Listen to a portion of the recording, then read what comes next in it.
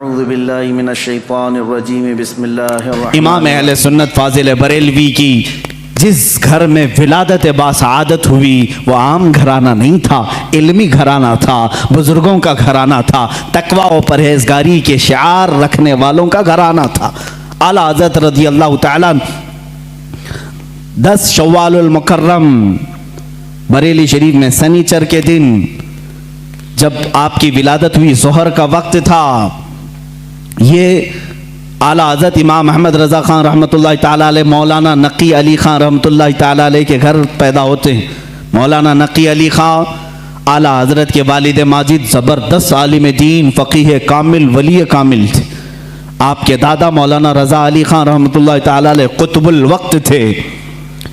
آپ کا سلسلہ نسب اعلیٰ حضرت رضی اللہ تعالیٰ عنہ کا افغانستان کے بڑھیج قبیلے کے پٹھانوں سے ملتا ہے۔ بعض محققین نے کہا ہے کہ صحابی رسول تک آپ کا نسب پہنچتا ہے، واللہ اعلم۔ اعلیٰ حضرت رضی اللہ تعالیٰ عنہ جس وقت اپنی آنکھیں کھولے ہیں، باپ کو مولانا نقی علی خان کی شکل میں ایک عظیم ولایت کا سرتاج دیکھے ہیں، اور پرورش بھی اس انداز میں ہوئی۔ الحمدللہ جن کے گھر علمی ہوتے ہیں، تقوی والے ہوتے ہیں، وہاں کی ہواؤں میں بھی علم ہوتا ہے، وہ چلتے پھرتے بھی پرہیزگار بنتے ہیں۔ اعلیٰ حضرت عظیم البرکت رضی اللہ تعالیٰ عنہ کے علمی گھرانے کی مثال اسی بات سے سمجھ میں آتی ہے کہ آپ کا نام اعلیٰ حضرت رضی اللہ تعالیٰ عنہ کا نام محمد رکھا گیا، اور دادا نے احمد رضا رکھا، اسی نام سے آپ مشہور زمانہ بھی ہیں۔ اعلیٰ حضرت رضی اللہ تعالیٰ عنہ کے گھر کا نہیں بلکہ صوفیاء کرام بزرگوں کا یہ وتیرہ رہا ہے کہ بچہ جب 4 سال 4 مہینے 4 دن کا ہوتا ہے تو بسم اللہ خوانی کرائی جاتی۔ اس رواج کو ہمارے لوگ بھول چکے ہیں۔ چلے چھٹیاں تو یاد رہیں اور دوسرے معاملات تو یاد رہے جو عورتوں کے شروع کیے ہوئے ہیں، لیکن اسلامی مشائخ اور بزرگان دین نے جو طریقے ہمارے لیے مستحب فرمائے تھے ان کو آج زندہ کرنے کی ضرورت ہے۔ اپنے بچوں کی بسم اللہ خوانی کروائیں، یعنی کسی بھی باعمل عالم دین سے بچے کو اس دن بسم اللہ پڑھایا جاتا ہے جب بچہ 4 سال 4 مہینے 4 دن کا ہوتا ہے، اور اس کو الف با پڑھایا جاتا ہے، قرآن کی چند آیتیں پڑھائی جاتی ہیں۔ یہ رسم بسم اللہ خوانی اعلیٰ حضرت رضی اللہ تعالیٰ عنہ کے گھر کی وہ وہاں کی رسم رہی ہے، وہاں کا رسم دستور بھی ہے۔ اعلیٰ حضرت کو استاذ آئے پڑھانے کے لیے اسی رسم بسم اللہ خوانی میں، جب ان کے دادا بھی ہیں والد بھی ہیں، لیکن رسم کے مطابق استاد آئے پڑھائے، الف با تا سا جیم ہا، یہ جو الف با پڑھایا جاتا ہے، اعلیٰ حضرت رضی اللہ تعالیٰ عنہ اسی مجلس میں ایک سوال کرتے ہیں اپنے استاد سے، الف سے لے کر قاعدہ آپ بھی پڑھتے ہوں گے نا، الف با تا سا جیم ہا خا دال دال را زا سین شین صاد ضاد طا ظا عین غین فا قاف کاف لام میم نون واو ہا، اس کے بعد آتا ہے لام الف یا، یہ لام الف بھی آتا ہے نا، بہت سارے قاعدوں میں لکھا رہتا ہے۔ استاد نے پڑھایا تو اعلیٰ حضرت نے فرمایا یہ سنگل حروف پورے تو میں نے پڑھ لیا، الف بھی پڑھ لیا، لام بھی پڑھ لیا، یہ لام الف پھر کیوں آیا؟ کس عمر میں پوچھ رہے ہیں؟ 4 سال کی عمر میں۔ استاد دنگ رہ گئے ہیں۔ اعلیٰ حضرت کے جد امجد مولانا رضا علی خان رحمۃ اللہ علیہ بڑے پائے کے عالم ہیں، آپ کے والد گرامی مولانا نقی علی خان رحمۃ اللہ علیہ زبردست فقیہ تھے، بیٹھے ہوئے تھے، وہ مسکراتے رہے۔ بچے کی تبحر علمی کو دیکھیں، استاد نے کہا بیٹا بات ایسی ہے کہ سنگل حروف پڑھا دیے گئے بچے کو یہ بتانے کے لیے کہ حروف جوڑتے کیسے ہیں، اس لیے قاعدے میں ایک لفظ لکھ دیا جاتا ہے لام الف، یعنی لام الف ملا کر کے کیسے پڑھاتے ہیں اس لیے لکھ دیا جاتا ہے، باقی سب تو سنگل حروف ہوتے ہیں، الف با تا سا جیم ہا۔ لیکن کہاں زمانے کا جو مجدد ہونے والا ہے اتنی بات سے خاموش کہاں رہے، کہا اگر ملا کر کے ہی پڑھانا تھا تو بے کو الف سے ملا کر پڑھا دیتے، تے کو الف سے ملا کر پڑھا دیتے، جیم کو الف سے ملا کے یہ لام کے ساتھ ہی کیوں الف کو ملا ہے؟ اب جو استاد آئے تھے وہ تو خاموش ہو گئے، وہ خاموش ہو گئے. اتنے چھوٹے بچے ایسا سوال تو نہیں کرتے. مولانا رضا علی خان رحمۃ اللہ تعالی علیہ جو جد امجد تھے، دادا تھے، انہوں نے سینے سے سر کو لگایا، کہا بیٹا استاد جتنا پڑھائیں اتنا پڑھ لو. کہا کہ اب دادا یہ بات مجھے بتا دیں، دل تشفی میں آ جائے. مولانا رضا علی خان رحمۃ اللہ علیہ بر وقت فرماتے ہیں بات یہ ہے، لام کو الف سے کیوں ملایا، دوسرے حروف سے کیوں نہیں ملایا؟ اس لیے کہ یہ دونوں حروف میں مشابہت بہت زیادہ ہے، یہ دونوں ملتے جلتے ہیں. کس بات میں؟ صورت کے اعتبار سے بھی، سیرت کے اعتبار سے بھی. کہا وہ کیسے؟ کہا لکھنے میں الف بھی لمبا ہوتا ہے اور لام بھی لمبا ہوتا ہے، یہ صورت میں دونوں لمبے ہیں. اور دوسری بات، لام کو اگر آپ لکھیں گے ہجے کر کے، اگر آپ پڑھیں گے لام الف میم لکھنا پڑے گا. لام یعنی لام کو اگر ورڈز میں لکھا جائے، حروف میں لکھا جائے تو کیسے لکھیں گے؟ لام الف میم. اور جب الف کو لکھیں گے تو وہاں پر بھی 3 حرف لکھنے پڑیں گے ورڈز میں. ان ورڈز لکھیں الف لام فا، الف ہو گیا، الف لام فا الف. اور لام جب لکھیں گے تو لام الف میم.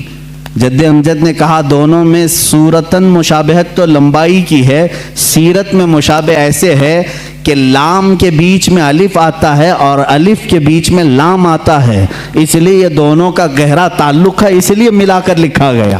اعلیٰ حضرت خاموش ہوئے. اب اندازہ کریں 4 سال کی عمر میں جن کا علم کا معاملہ ایسا ہو تو ظاہر سی بات ہے وہ گھرانہ علمی ہوگا، تبھی تو بچے ایسے ہوں گے. یہی بات ہے کہ 6 سال کی عمر میں اعلیٰ حضرت رضی اللہ تعالیٰ عنہ، صرف 6 سال کی عمر میں، 6 سال کی عمر میں 12ویں شریف آئی، میلاد مبارکہ رسول کریم صلی اللہ تعالیٰ علیہ وسلم کی عظمت پر. گھر میں جب محفل منعقد ہوئی، آپ کے والد گرامی کے شاگرد اور مریدین جمع ہوئے تو 6 سال کی عمر میں اعلیٰ حضرت نے 2.5 گھنٹے عظمت رسالت پر بیان فرمایا. یہاں اچھے اچھے مقررین کے پسینے چھوٹ جاتے ہیں اگر پوائنٹ ٹو پوائنٹ بات کی جائے، ورنہ لفاظی کرنا ادھر ادھر کی ہانکنے میں تو 6 گھنٹے بھی چلے جائیں گے. علم کی بات پوائنٹ ٹو پوائنٹ کرنا یہ دقت کا معاملہ ہے. 6 سال کی عمر میں جو اپنے نبی کونین صلی اللہ تعالیٰ علیہ وسلم کی ذات پر، آپ کی سیرت پر 2.5 گھنٹے خطاب کر رہے ہیں، وہی اعلیٰ حضرت فاضل بریلوی رضی اللہ تعالیٰ اب کتابوں کی تعلیم شروع کرتے ہیں، عالم کورس. وہی 6 سال کی عمر میں اپنے والد گرامی سے پڑھا. مرزا عبد القادر بیگ صاحب اور کچھ علماء تھے جن کا تذکرہ آیا ہے اعلیٰ حضرت کے اساتذہ میں. زیادہ سے زیادہ کتابیں آپ اپنے والد گرامی سے پڑھتے ہیں. اب اپنے والد گرامی سے پڑھنے کا زمانہ ہے. صرف 8 سال کی عمر ہے آپ کی. 8 سال کی عمر میں علم نحو کی مشہور کتاب ہدایت النحو ہے، وہ پوری اپنے والد سے پڑھی اور اس کی شرح بھی لکھ دی اردو میں، عربی میں، اس کی گائیڈ لکھا 8 سال کی عمر میں. اور جب 13 سال 10 مہینے، غالباً 13 سال 10 مہینے کے ہو گئے، آپ عالم بھی ہو گئے اور مفتی بھی ہو گئے. اور اسی دن سب سے پہلا فتویٰ آپ نے دیا رضاعت کے مسئلے پر. سوال آیا تھا، آپ کے والد گرامی نے مسند پر بٹھایا اور کہا بیٹا احمد رضا لکھو اس کا جواب. آپ کی عمر 14 سال کے قریب تھی، 13 سال 10 مہینے کے آس پاس. اس وقت آپ نے سب سے پہلا فتویٰ لکھا. میاں فتویٰ پوچھنے والوں کی عمر یہاں 60 سال کی ہو جاتی ہے، لکھنے والوں کی بات تو چھوڑے. وہ 13 سال 10 مہینے کی عمر میں پہلا فتویٰ صادر فرماتے ہیں. اس میں دلائل بھی ہیں، قرآنی آیات، احادیث رسول. والد گرامی نے دیکھ کر کے ماتھے کا بوسہ لیا اور کہا آج سے تم مسند افتاء پر بٹھائے جاتے ہو. 13 سال 10 مہینے کی عمر سے لے کر جب تک آپ کی وفات نہ ہوئی اس وقت تک آپ نے فتویٰ نویسی فرمائی. تقریباً 20,000 سے تقریباً 6000 से ज़्यादा फतवे आपने अरसाल फरमाए। आज वही फतावा रज़विया की शक्ल में हमारे पास एक फ़िक़ी इंसाइक्लोपीडिया मौजूद है जिसकी 30 जिल्दें हैं, 21,000 सफ़हात के करीब ये किताब है। 250 रिसाले उसके अंदर मौजूद हैं, 250 रिसाले, अलग अलग किताबें। जो जिस तरह का सवाल आया, अरबी में आया तो अरबी में जवाब, फ़ारसी में आया फ़ारसी में जवाब, इंग्लिश में आया इंग्लिश में जवाब। जिस इल्म का सवाल आया उस इल्म का जवाब आपने इरसाल फरमाया।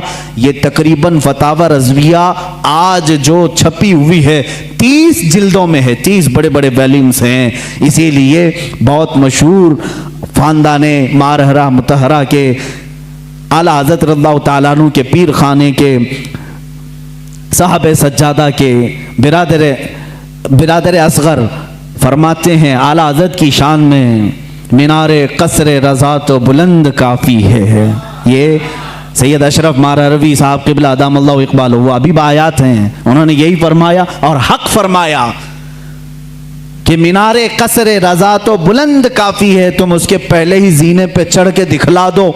अरे मियाँ, फतावा रज़विया तो एक करामत है, फतावा रज़विया तो एक करामत है, ज़रा हदायके बख्शिश ही पढ़ के दिखला दो। आला हज़रत की लिखी हुई नातों की जो किताब है हदायके बख्शिश, इसी में बहुत सारे लोग भटक जाते हैं, पढ़ नहीं पाते हैं। फतावा रज़विया तो उलूम का एक समंदर है। अज़ीज़ान गिरामी वक़ार, आला हज़रत रज़ियल्लाहु ताला अन्हु के तबहुर इल्मी को अगर बताता चलूँ तो जाहिर सी बात है मुझे 55 उलूम पर बात करनी पड़ेगी। मुझ जैसा नाकिस इल्म और कम फहम आदमी इन तमाम उलूम पर गुफ्तगू कहाँ से कर सकेगा। हमारे इल्म की बिसात ही कितनी है उन उलूम पर बात करने की।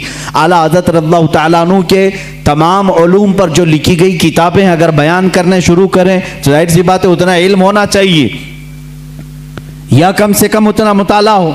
लेकिन हमारा सरसरी मुताला है, जैसे होता है ऊपर ऊपर के दाने खाए हुए हैं, बस इतना ही देखें। आला हज़रत को गहराई तक जाकर कौन पढ़ा है। हाँ, ये एक बात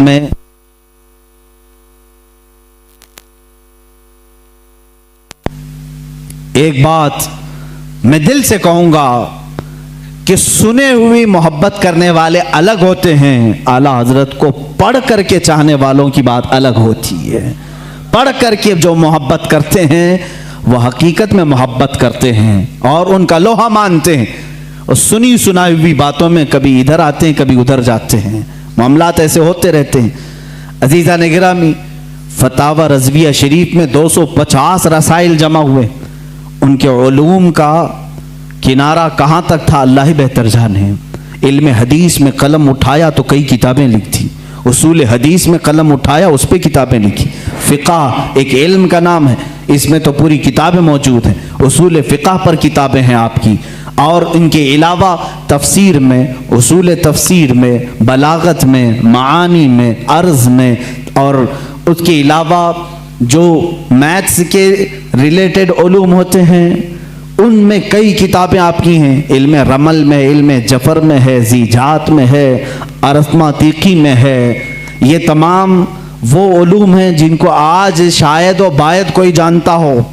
इल्म हय्यत है, इल्म तौक़ीत है, इल्म मुकाबला है, इल्म मुनाजरा है, इल्म रद्द है। इन तमाम उलूम पर आला हज़रत की किताबें मौजूद हैं, उनके रिसाले मौजूद हैं।